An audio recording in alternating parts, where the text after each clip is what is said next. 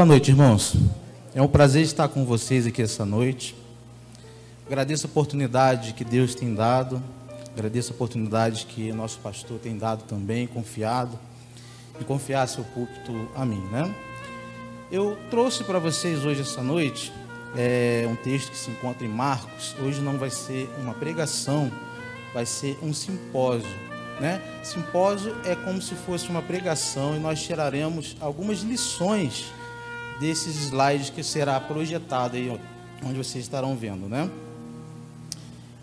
Esse tema de Marcos capítulo 13, ele fala a respeito de um período que a igreja do Senhor estaria passando na terra.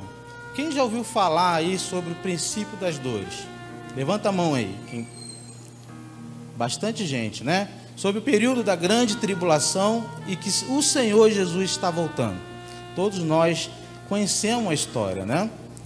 Não temos visto hoje em dia esse texto de Marcos e de Mateus 24, que aborda muito bem o que aconteceria no período da igreja.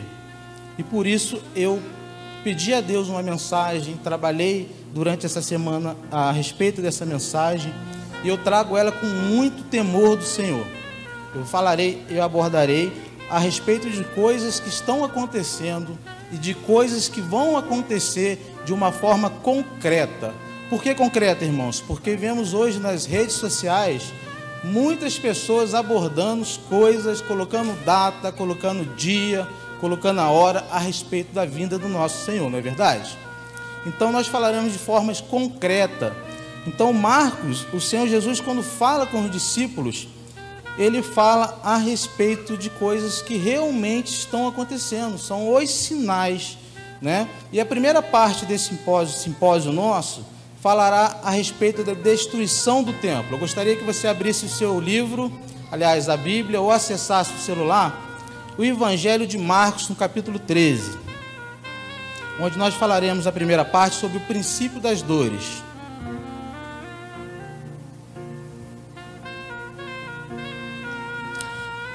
Nessa primeira parte, a gente vai ver qual é a importância da profecia de Jesus, o que ela significa para nós hoje em relação ao fim de todas as coisas.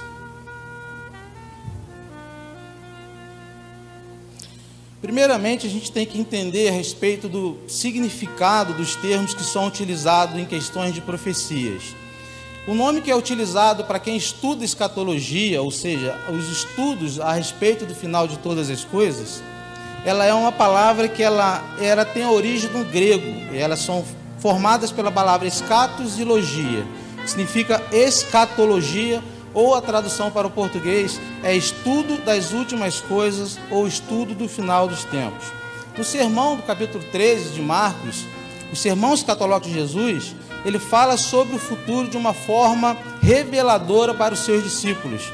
Ele fala de sequências de coisas que aconteceriam de acordo com o passar do tempo. Ele mostra algumas evidências e faz alerta para os seus discípulos a respeito do período dessa igreja.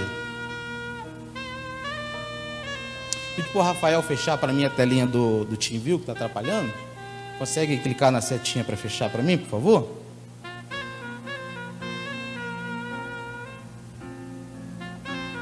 Então a primeira... conectar de novo aqui. É só clicar na setinha do lado do TeamView, não é fechar não, tá? Ok.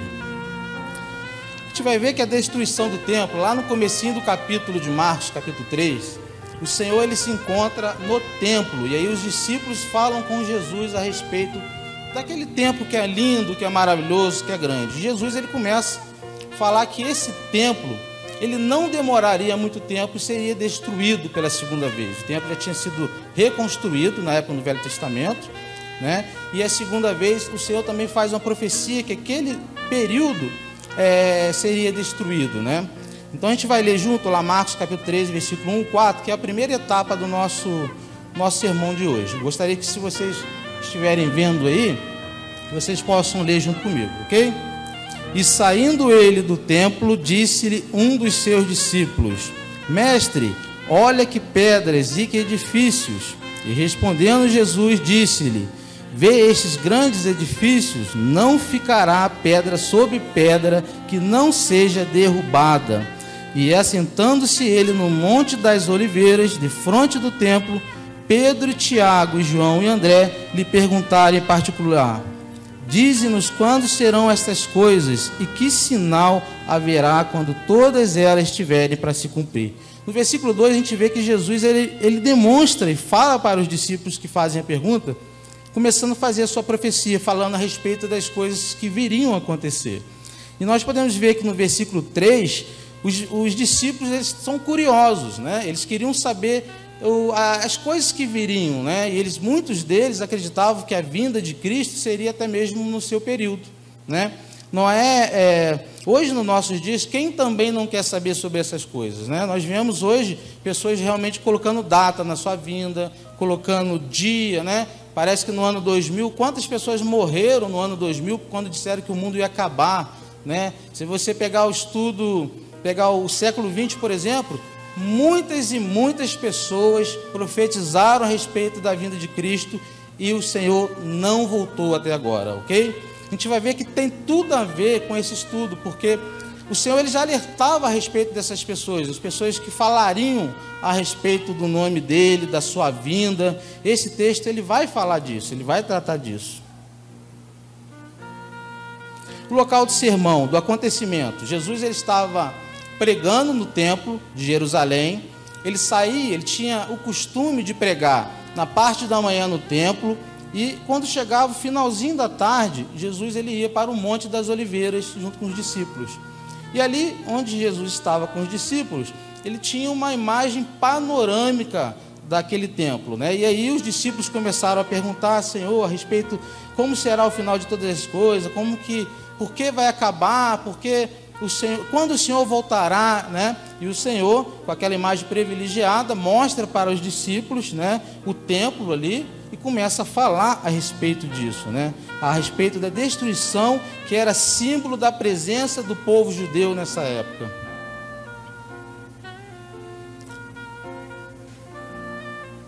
Cumprimento da destruição do templo. Ela se cumpriu durante o ano 33 ao ano 70 depois de Cristo, no governo de Vespasiano e o imperador Tito, com a rebelião dos judeus contra os romanos, de acordo com o ano 66 depois de Cristo. Essa perseguição do povo romano, quando Roma invadiu a cidade de Jerusalém, eles destruíram o templo, e a história vai dizer que a perseguição contra o povo judeu custou cerca de 1.400.000 vidas, somente dos judeus, e mais de 100 mil escravos foram levados em cativeiro por conta dessa perseguição. Hoje quem visita lá na Itália pode ver essa imagem que vocês estão vendo aí. Essa imagem ela é o arco de Tito em Roma. Essa imagem que vocês estão vendo ela é uma evidência arqueológica a respeito da queda dos judeus para os romanos. Então os romanos, eles, quando olham para essa imagem, eles festejam porque eles conseguiram destruir o templo e conseguiram acabar destruindo o povo naquela época. Como que nós sabemos disso? Nós sabemos através do historiador Flávio Josefo. Esse historiador, ele é um historiador judaico romano, ele viveu no período da destruição do templo.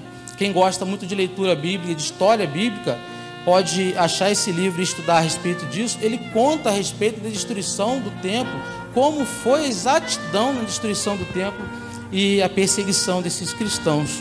Então nós temos evidências arqueológicas, temos evidências históricas de tudo o que aconteceu. Logo, quando Jesus disse que o templo seria destruído, o Senhor também continua nos outros versículos, no versículo 5 ao versículo 8, falando do princípio das dores, que seria o princípio histórico. Qual é o princípio das dores, irmãos? O princípio das dores, ele iniciou com a queda do templo de Jerusalém e ela vem se cumprindo até hoje. E o Senhor ele faz uma comparação também que o templo, a queda do templo, seria como uma mulher grávida, como se ela tivesse com dores de parto. E aí quem já é mãe, né, quem já teve um filho, sabe quanto é doído e como a mulher que está grávida, antes de ter uma criança, ela sofre com as contrações. E sabemos que as contrações, elas vão ficando cada dia, minutos, né, mais prolongadas, aliás, vai ficando mais apertadas, com dores, até chegar a um ápice. Nesse ápice nós veremos que será o período que nós estamos vivendo, né? Depois o Senhor fala no versículo 14 ao 23 sobre o período futuro, que seria o grande tribulação, é o período que a igreja passaria pela grande tribulação. Ele faz um alerta a todos os seus servos naquela época e para nós também, no versículo 28 a 37, e ele depois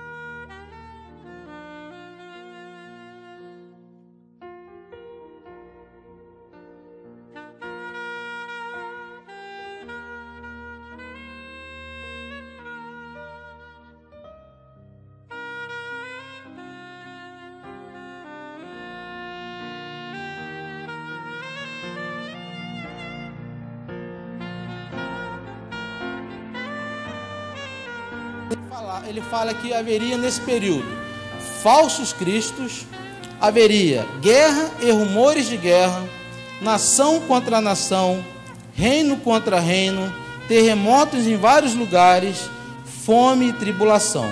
Esse é o momento atual da igreja. Iniciou quando o Senhor Jesus morreu, né, ressuscitou. O templo, 36 anos após a sua morte e ressurreição, foi destruído pelos romanos. Então, iniciou lá naquela época e nós hoje estamos passando por essas dores, irmãos.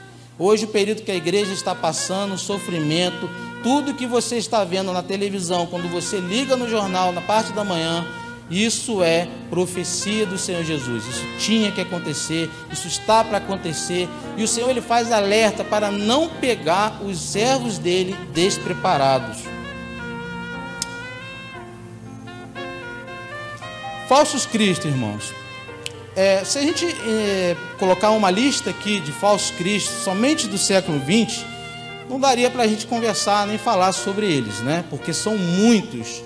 Eu coloquei o falso Cristo de um homem chamado Visarion, ou Jesus da Sibéria. Eu queria colocar o vídeo para vocês desse homem lá na Sibéria.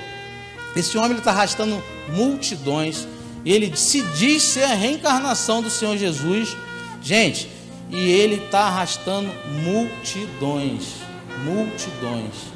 Isso acontecia lá quando o Senhor Jesus, os apóstolos do Senhor estavam ainda em vida. Isso vem acontecendo frequentemente ainda nos dias de hoje. Eu botei uma imagem para vocês aí, é mais que brincadeira, né? Porque quem não conhece esse aí? Quem não conhece o Henrique Cristo, né? Aparece lá na Rede TV direto, né? O primogênito de Deus, né? Eu botei mais para brincar com vocês, mas é uma verdade também, né, irmãos? Você vê que esse anticristo aqui, esse falso Cristo aqui, ele é bem esperto, porque se você vê os discípulos dele, né? A maioria dos discípulos dele é mulheres, né? Então ele é bem espertinho, esse falso Cristo aí, né? Guerras e rumores de guerra no século XX. A gente pode enumerar também várias, irmãos, como entre elas: Primeira Guerra Mundial, Segunda Guerra Mundial. Trazer para agora, por recente, século XXI. Você vê lá aquele ditador lá da Coreia do Norte, né? Ameaçando os Estados Unidos, ameaçando todo mundo com aquela bomba nuclear, né? Então as guerras no Líbano, né, onde o nosso irmão que esteve aqui, missionário, falou a respeito, tem muita guerra, muita gente sofrendo por conta dessa profecia, né? Botei um gráfico para vocês, porque alguns dizem que terremotos só acontecia antigamente, aliás, que vem se acontecendo, sempre aconteceu os terremotos. A verdade é que, como as dores de parto vão se agravando cada dia mais, nós podemos ver através dos terremotos que isso é bem real nos dias de hoje. Por quê? Lá no século I, os estudiosos dizem que houve dois apenas, né? Vesúvio, alguma coisa desse tipo, é o vulcão que teve lá, que entrou em erupção e matou muita gente. Só que a gente pulando do primeiro século lá para o século XIX, né, para o século XX, a gente vai ver que, por exemplo, até o ano de 1997, já houve 93 terremotos. Falando, gente, somente de terremotos, tá? Aqui não está incluso de tsunami, nem outros cataclismas, nada. A gente está falando aqui de terremotos, para que vocês tenham a noção de como as coisas têm apertado, né? Como vem se cumprindo. No gráfico acima, vocês podem observar também que no século XX, né, ocorreram 93 terremotos, e já no início do século XXI, verificamos que a quantidade de terremotos já é na casa dos 29. Os matemáticos aí que são bons de matemática, e qual é a porcentagem disso em 17 anos? Né? 93 terremotos num século, e apenas no século XXI, 29 terremotos apenas 17 anos.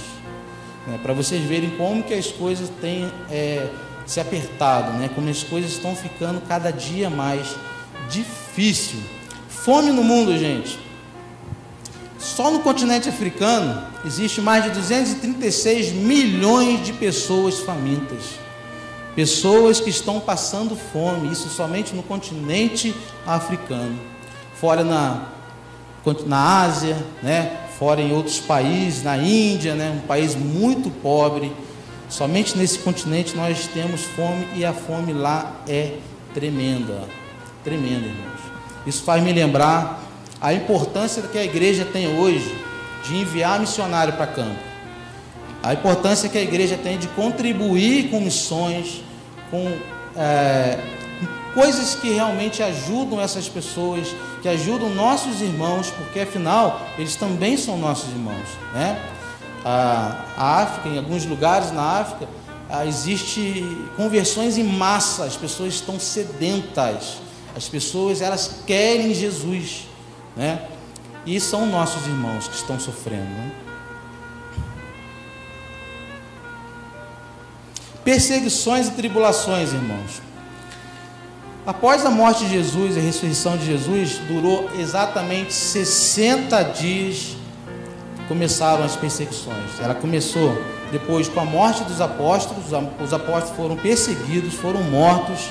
Após os apóstolos, mártires cristãos, né, nossos pais da fé e os demais irmãos do primeiro século, do segundo século, que deu início à igreja, sofreram perseguições severas, né? Eles foram mortos para que hoje nós pudéssemos receber a palavra dele hoje, né? A Inquisição Romana, por exemplo, a Inquisição Romana, ela matou de 75 a 100 milhões de pessoas, incluindo cristãos, a grande maioria delas cristãs, né? Divisão familiar. Nesse período também haveria divisão familiar, por amor a Jesus. Os pais entregariam os próprios filhos e os filhos os pais por amor de Jesus. O que ele está falando aqui? Ele está falando que nesse período as pessoas amariam mais Jesus do que os próprios filhos, seus próprios pais, suas próprias mães, né? As pessoas amariam tanto a Jesus que sofreriam por conta disso. E isso acontece nos países muçulmanos e na Coreia do Norte. As pessoas, quando se convertem, o filho se converte, essa pessoa ela é levada à rua, ela é jogada à rua, ela é até condenada por ter se convertido ao cristianismo. Isso quando ela não morre, né? Isso quando ela não morre, quando ela não sofre com a própria vida, né? Então, há pessoas que realmente amam Jesus de tão grande forma que elas sofrem perseguições familiares. Os filhos, dentro do seu próprio lar, passa a ter sofrimento pelo nome do Senhor Jesus. Quais são as lições que nós podemos tirar dessa primeira parte, né? Da parte do período das dores? Nós podemos tirar, em primeiro lugar, que Deus ele é amor, gente, mas ele também é justiça, né? Ele deu várias oportunidades para o povo judeu, e ele vem dando várias oportunidades para o seu povo aqui na terra, né? Nós podemos ver em 1 João 4,8 que ele fala que Deus é amor. E lá em Salmo 119, 152, fala que Deus também é justiça, é fogo consumidor.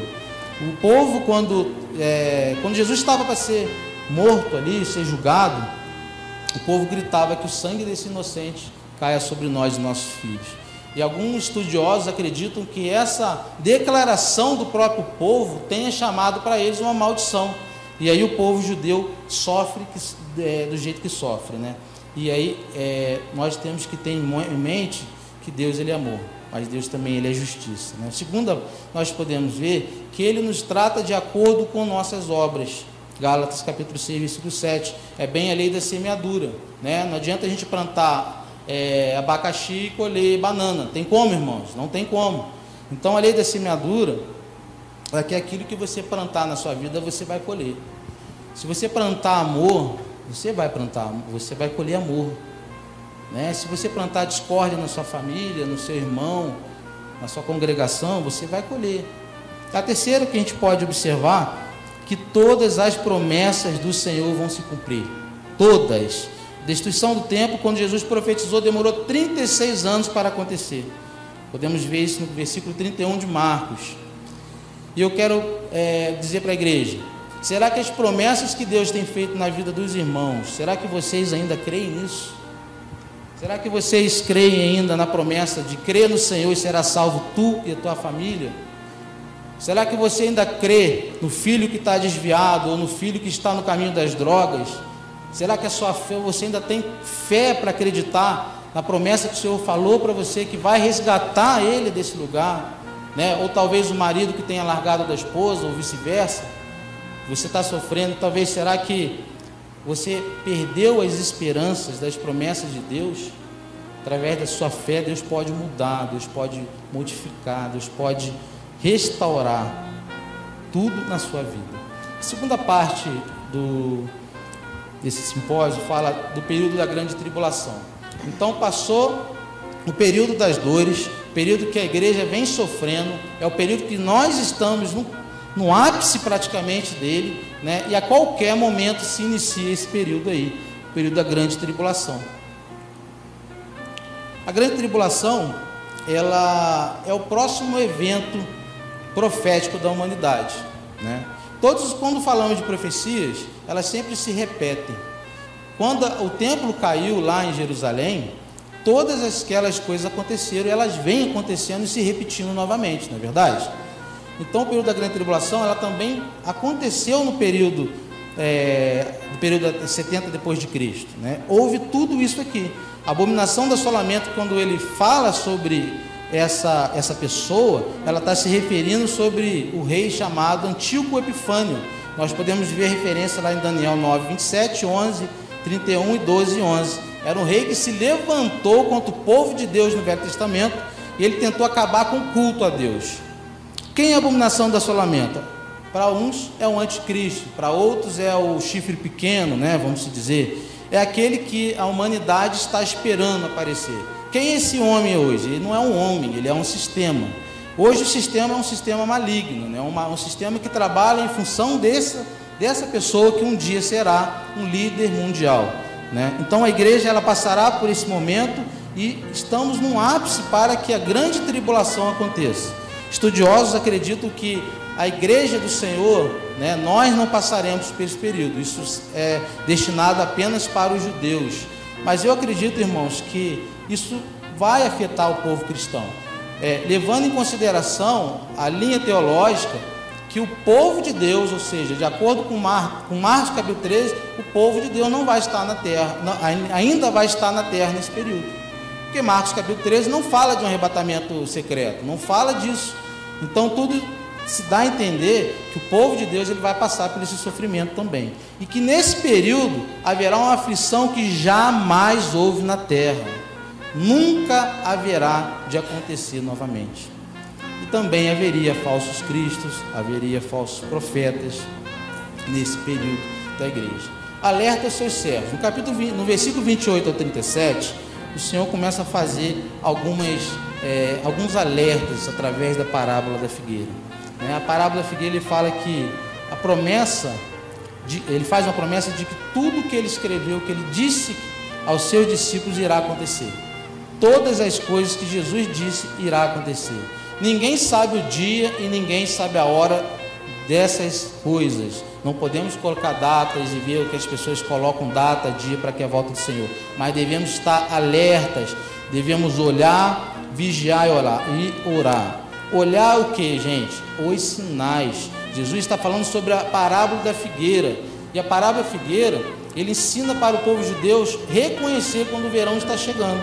A parábola da figueira é bem isso. O judeu, ele sabe identificar quando o verão estava chegando, né? As folhas da figueira, elas começam a cair no inverno. E quando está próximo de chegar o verão, essas folhas começam a brotar e ficar bonito. Então o povo judeu, ele sabe identificar quando o verão está chegando. E o Senhor Jesus, ele faz alerta para nós, para que a gente saiba o período de tudo que está acontecendo e de quando estaria próxima a vinda dele.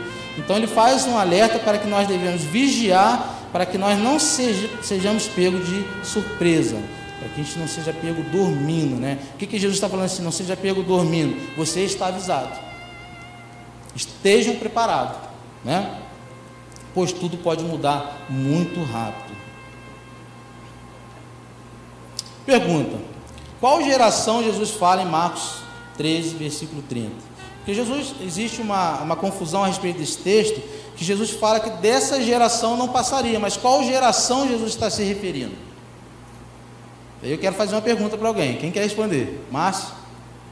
Qual geração Jesus estava se referindo no versículo 30? Ninguém? Pode falar.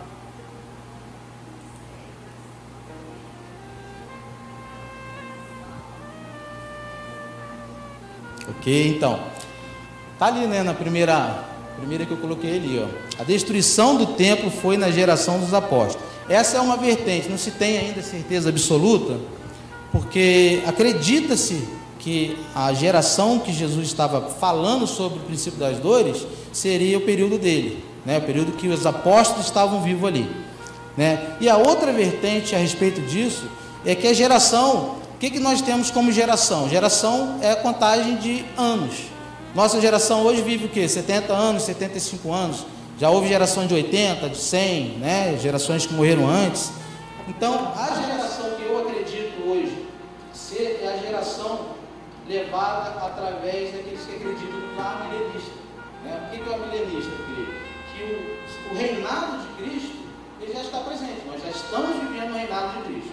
Então, quando Jesus veio pela primeira, o intervalo da primeira vinda com a segunda vinda, essa é a geração bíblica. Então, nós estamos vivendo desde a primeira vinda de Cristo até a sua segunda vinda. Esse é o reinado de Cristo. Cristo está reinando. Nós estamos vivendo esse período, que é o período da última geração.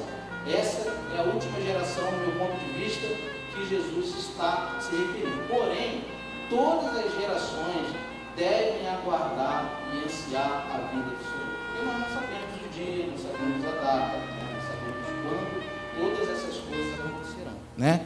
E aqui, como identificar os sinais, eu já falei a respeito da figueira, né? Que a figueira secava no inverno e era o sinal que estava chegando o verão. O sinal para os cristãos são a fome, as pragas, as guerras, né? E o anticristo, que é o próximo evento que está para acontecer na vida do povo cristão, né? A gente deve olhar sempre para Israel, porque Israel também é considerado a figueira, né?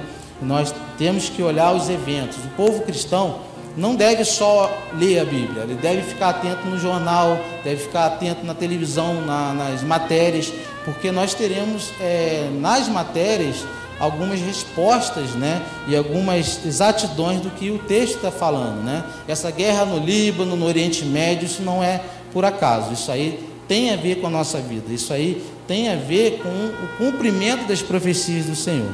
Quais as lições eu posso tirar da segunda parte sobre a grande tribulação? Eu não vou falar muito sobre grande tribulação, porque é um evento futuro. Eu quis falar mais a respeito do período que nós estamos vivendo de sofrimento, né? Mas a grande tribulação, eu posso tirar que as profecias de Jesus são exatas. Toda a sua palavra vai se cumprir exatamente. Todas elas. Segundo, que devemos ter profunda compaixão pelos judeus, pelo castigo que sobreveio sobre aquele povo. Nós devemos orar pelo povo judeu, devemos orar para que eles se convertam, para que eles aceitem que o Messias já veio e ele voltará, né? O povo judeu, ele não acredita que Jesus é o Messias, ele ainda espera a vinda de um Salvador, e não é verdade, porque o Senhor já veio, né? E ele vai voltar novamente. Então nós devemos orar também para a conversão dos judeus. Terceiro, que não existe nenhuma evidência que haverá o arrebatamento secreto antes desse período. É um alerta, conforme já falei anteriormente. Quarto, fiquemos alerta contra os falsos profetas que tentam nos enganar a respeito do Messias. Tem muitos, né, irmãos? Tem muito falso profeta, tem muito falso Cristo hoje em dia. No meio da religião você vê demais sobre isso, né? Você vê um evangelho sendo pregado hoje em dia misturado, um evangelho que não é do Senhor Jesus, é um evangelho totalmente voltado para a vontade do ser humano, né? Igrejas lotadas, mas que não têm compromisso em pregar a verdadeira mensagem do Senhor. Não nos enganemos, o mundo não vai melhorar pelos esforços humanos. Irmãos, não é ser pessimista. Nosso mundo ele não vai melhorar. Não existe melhora. Se imaginarmos que com a nossa força, pelo que eu estou fazendo, que eu possa fazer, vai melhorar o mundo, nada disso vai acontecer. O mundo só pode melhorar quando a nação se voltar para o Senhor. Quando a nação se voltar para o Senhor e se arrepender, a humanidade ela pode até mudar. Fora isso, é impossível, porque a profecia do Senhor ela tem que se cumprir, essas coisas têm que acontecer, né? Tem que acontecer. Está caminhando já para o final, irmãos? Terceira parte e última, a segunda vinda do Senhor. Esse é o período que a gente tem que ansiar, irmãos. A gente tem que orar e buscar o Senhor, que é o período que vai ser a grande festa, vai ser o triunfo da igreja, que hoje ela é militante, Uma igreja que é militante, ela vai passar a ser triunfante, vai estar com o Senhor no céu. Nós temos que ansiar. Mas no período da volta de Cristo, a Bíblia fala que o sol se escurecerá e a lua não dará a sua luz. As estrelas cairão do céu e as forças serão abaladas. Jesus virá nas nuvens, os anjos juntarão todos os escolhidos. Quando fala de sol e as estrelas, Jesus está se referindo ao profeta Isaías. Isaías capítulo 13, versículo 9, 10 e 11. 800 anos antes, Jesus se refere à mesma profecia de Isaías e à profecia também de Ezequiel. O sol e as estrelas, quando nós pensamos que o sol e as estrelas vão cair dos firmamentos, nós não podemos cientificamente explicar o que acontece. O que vai acontecer, nós não temos exatidão como vai acontecer, mas sabemos que algo muito grande vai abalar a estrutura do universo na sua segunda vinda, né? Jesus, ele faz uma linguagem, né? Então, quando fala de sol e estrela, isso é uma linguagem profética, não uma linguagem literal, não pode ser explicado. Como será a segunda vinda, né? Ou a parousia do Senhor Jesus? A descrição da sua vinda. Primeiro, haverá escarnecedores na sua pré-vinda. Lembra lá em 2 Pedro, capítulo 3, de 3 ao 9, quando já havia escarnecedores a respeito da vinda de Cristo? Hoje, se você parar para conversar com uma pessoa que não crê em Deus, um ateu, ela vai usar de argumento com você que Jesus está voltando já há muito tempo. Eu ouço isso aí desde que minha bisavó, quando eu conhecia minha bisavó, meus avós já falavam: Jesus está voltando. Mas Jesus não voltou até agora. Haveria, irmãos, escarnecedores, e ainda existem escarnecedores a respeito disso. Tem gente que não acredita na segunda vinda. Tem gente que não acredita que o Senhor vai voltar para buscar a sua igreja. Virá nas nuvens, referência também de Daniel 7, capítulo 13, confirmação da profecia, né? Terceiro, será visível, presencial, e todos vão ver. Os mortos em Cristo ressuscitarão e os vivos glorificados. 1 Tessalonicenses, capítulo 4. Somente essa parte 3 aqui daria um dia inteiro para tentar ser explicado. É muito difícil, muito complicado de explicar, mas será um evento que acontecerá, vai acontecer, né? Um evento, ele vai ser presencial, todas as pessoas vão ver a sua segunda vinda, né? Aqueles que estão mortos no Senhor Jesus, que já morreram no Senhor Jesus, o corpo será ressurreto, né? Porque o Espírito já está com o Senhor, mas haverá uma junção do corpo ao Espírito na segunda vinda, né? Diz que aqueles que não creem, que morreram sem o Senhor Jesus, está num período chamado intermediário. Essa pessoa, ela não foi julgada ainda, ela está num período de pré-sofrimento. Isso acontecerá também na segunda vinda do Senhor. Ele destruirá o anticristo, Satanás e todos os seus anjos. Haverá uma nova terra, ou ela será reconstruída, já é assunto para os amilenistas, pré-tribulacionistas, né? A respeito de como vai ser, se a terra vai ser reconstruída, se o Senhor vai fazer uma nova terra, né? Mas é fato que a Bíblia fala a respeito disso. Os anjos ajuntarão os escolhidos nos quatro cantos da terra. Sétimo, marca o dia da vitória da igreja. Seu sofrimento vai acabar, irmão. Deixa de ser militante e passa a ser triunfante. A vinda de Cristo vai acabar com o sofrimento que nós passamos hoje em dia aqui na terra. E oitavo lugar, o joio será separado de trigo. Todos serão julgados. E nesse período, irmão, pode acreditar, vai ter muita surpresa no nosso meio. Aquele que talvez você julgue que não vai estar lá na segunda vinda, vai estar lá, talvez você não, né? Aqueles que se dizem um bambambam, que sabe tudo, que é santo, talvez não esteja lá. E você que é simples aí, que não sabe nada, mas que entregou sua vida e crê em Deus, você vai estar nesse período da segunda vinda, né? Porque hoje a igreja não tem condições de fazer separação do joio com o trigo. Porque se você tirar o joio, você vai arrancar o trigo. Não há separação disso. Nós não sabemos quem é e quem não é fiel, quem é servo, quem não é, quem é falso, quem não é. Nós não temos condições de saber quem é. Mas o Senhor Jesus, na segunda vinda, Ele vai fazer essa separação. Ele vai fazer no seu julgamento. Jesus, nesse período, Ele vai ser advogado dos servos dele. E vai ser juiz para aqueles que não são. Ele vai estar lá defendendo aqueles que ele glorificou, aquele que ele se redimiu através do sangue dele.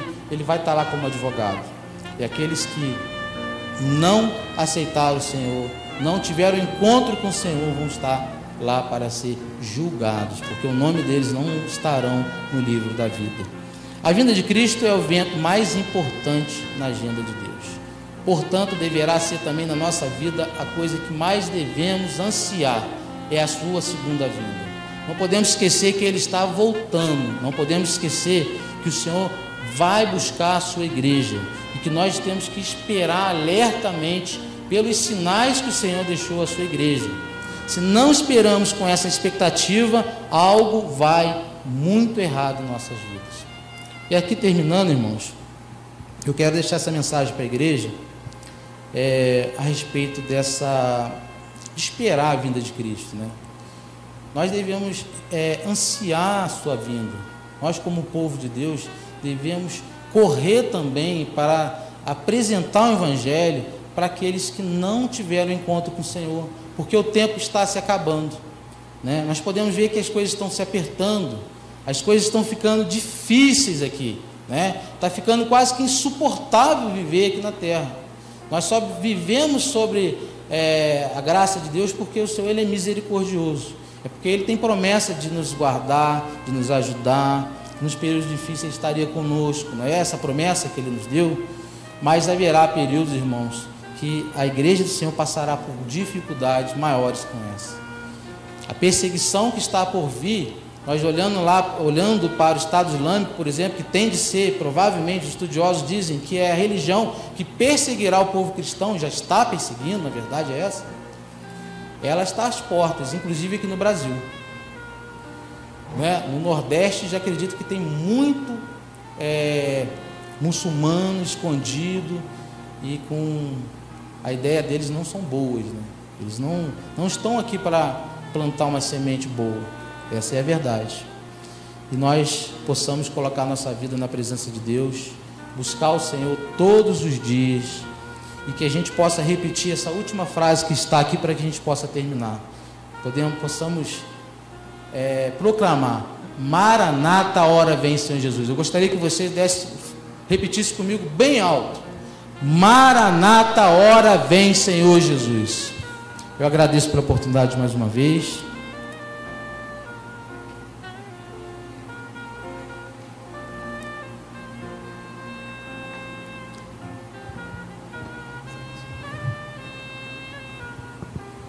Estava ali pensando, na palavra que estava sendo ministrada e fazendo relação com dois outros textos, uma parábola que se encontra na continuidade aí do capítulo 13 de Marcos e o outro texto que eu estava fazendo relação de Atos, A parábola aí fala de um patrão, que viaja e deixa um encargo para os seus funcionários, E fala sobre o perigo, deles se distraírem por causa da ausência do patrão, deixando de fazer ou deixando de realizar aquilo que era missão, aquilo que era incumbência, e falando do perigo desse patrão voltar e encontrar o que era para ser feito estando ainda por fazer, Ou seja, os funcionários se distraíram e não se prepararam para a volta, Eu lembro quando criança, a mãe saía para trabalhar, para fazer alguma coisa,